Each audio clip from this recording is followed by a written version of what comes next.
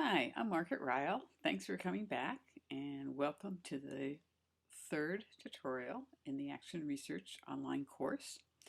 This one is called Finding Your Research Question. In the last tutorial, we worked on understanding action research. We focused on the process of doing action research. In this tutorial, the goal is to help you locate the central challenge of your action research project. We're going to do this by developing action research questions to guide your work.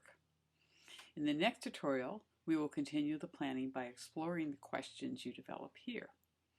So in all of these, you will find on the website a set of resources to explore and then a set of activities to do.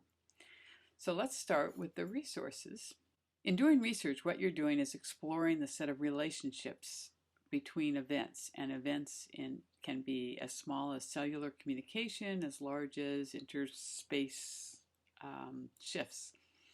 But in action research, you're always looking on the social plane. You're always looking at events between and among people in places. These actions are influenced by community practices, and it's in this sphere that you will be doing your work. So action research is clearly located within the social sciences, and you're looking at how different perspectives on activities influence the outcomes in a social setting.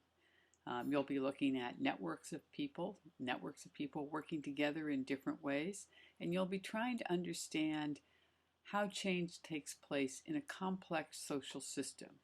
You're not going to be trying to, as we talked about last time, you're not going to be trying to isolate variables, but really looking at the whole activity system. So one of the ways of finding questions is to explore your values. And so the activities for tutorial 3 center around looking at your values.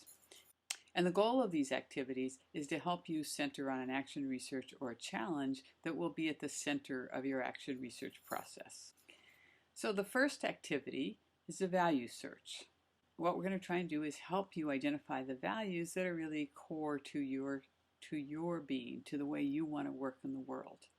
So I've set a couple questions out here, and you can answer these in your blog, or you can answer others that you think of as you're thinking through one or more of these questions.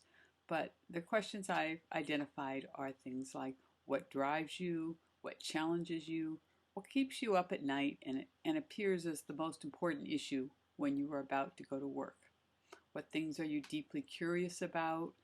How would you most like to change? What are the changes that you would be most proud of? And if I were to say that you were an expert in some area, what area would that be? What area do you want to develop your expertise? So spend some time in your blog.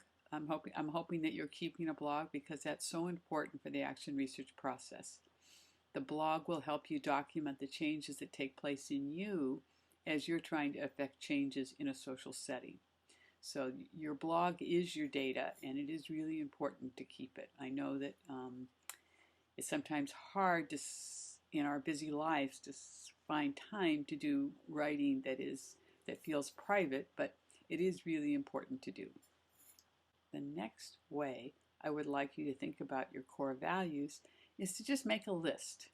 So either on the computer or on a piece of paper, write down as many values as you can think of that are really critical to you. And then once you've identified a set of values, then I'd like you to start thinking about which ones are at the core. I want you to work at getting your list, paring your list down to somewhere between 3 and 5 values. And you can do this by either combining values into a more inclusive value, or you can do it by prioritizing and figuring out which ones are most important to you. Once you've done that, I'd like you to generate a story that describes how this value is important to you. It might be a story of something that's happened in the past. It might be something that sets the stage for something that's going to happen in the future. but in some way, give us a storied or narrative version of why this value is so important to you. And if you're working in a learning circle or you have critical friends who are you doing action research with, share your stories with them. If you're not, or if you'd like to also share your stories with a wider audience, you can press the icon that has the little conversation cue up here on the top, and that will open a discussion page on this site so you can share your stories. The advantages of sharing them here is that other people might comment on them, and it might, by reading stories of other people, that might help you think about how that value is important to you. So please, if there are stories there, leave a comment, and it will help others as they think about what are their core values. The next activity is to go from your values to forming your question. So you might ask yourself, are my core values evident in my workplace? Is there a perfect alignment between the way I want to work and the way I have to work? Often there is not, and action research is a way of pulling your workplace in a direction that is in better alignment with both your values and the shared values of the people that you work with. So, starting from your different values, think about an overall question that you might ask, and how-to questions are fine.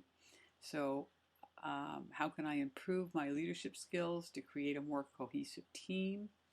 How can I inspire the people in our office to work more collaboratively and efficiently on projects? How might I better prepare nurses for the complexity of their role? How can I help students be more engaged in their learning activities? How can I help students understand more deeply what it means to learn something? These are the kinds of questions that I want you to create. And often in the beginning, action researchers form a number of questions to sort of narrow down to the topic or the challenge that they want to focus their action research on. So it's okay if you leave with a few research questions. Okay, so now you need to do the activities. Good luck, and I hope that they net a really good, clear action research question for you, and that you come back and join us for the next tutorial where we will help you think about planning your action research. So see you next time.